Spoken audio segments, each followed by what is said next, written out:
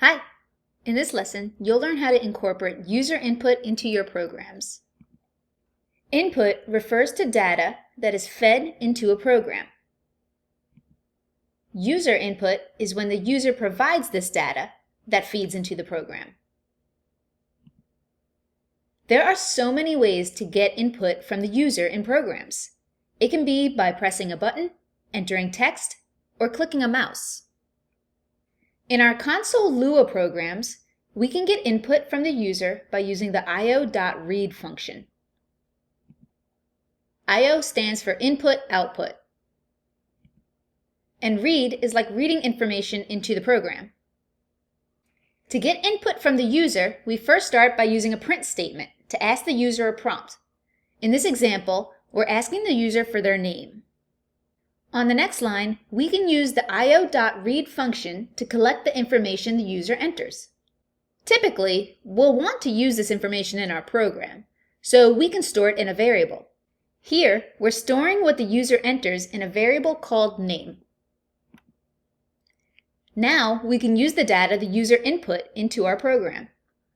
Let's see this short program in action. First, we print "What is your name?" to the console. Then, the user enters the name Carol. This is stored in the variable name. Finally, we print "Hello, Carol" to the console because name stores the value of Carol.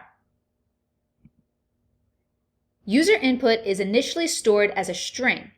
You can use the toNumber function to convert the string to a number. This example asks the user for a number. Then it wraps the io.read command inside the toNumber function. This will convert the value the user enters from a string into a number. Let's look at an example with the toNumber function.